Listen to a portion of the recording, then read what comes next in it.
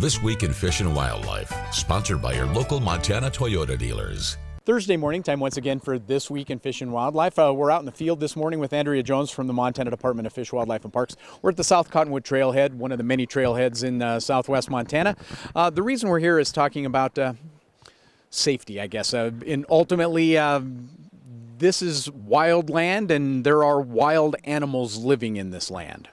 Well, yeah, and we haven't talked about it probably in a couple years about mountain lions, mountain lion safety. And we're doing it today just because, there was an incident recently in Washington, and they are here. They're going to be anywhere in Montana where you have deer and elk, their primary prey species. So, in town is one thing, recreating is another. In town, you're going to want to keep those attractants, things that bring in the prey species, to a minimum. Out on the trail, you're going to want to do a lot of the same things that you do with bears and bear awareness, but there are some differences. And one of those is that mountain lions are a predator species. They are top of the food chain. So they're going to look at anything moving small as a potential prey. So for us, they generally don't want anything to do with us. So we want to be making noise and looking very big. If we do run into them, whether they're defending a cache or perhaps we surprise one on a trail or what have you, we want to not turn our backs to them. We want to get as big as we can. If we have children with us, we want to, if possible, pick them up off the ground without crouching or bending down. Because the crouching motion or the crouching position might make it look like we're an animal that walks on all fours, again, a prey species. So you can talk loudly and slowly to them, establish a dominance, and as opposed to bears, you're also going to want to look them in the eye if you can.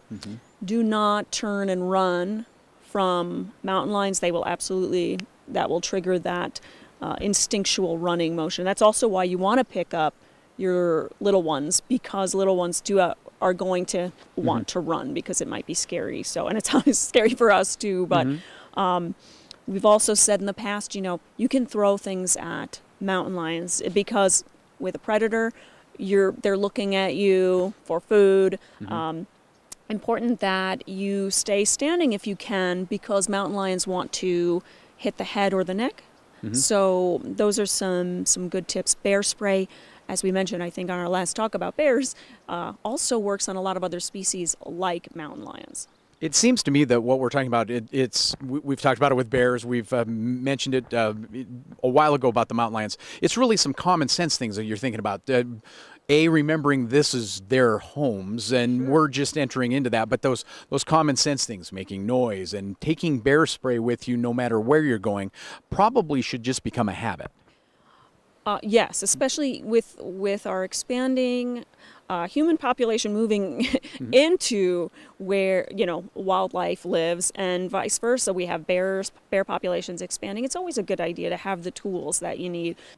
Perfect. Again, Andrea Jones from the Montana Department of Fish, Wildlife, and Parks with some great safety tips for us.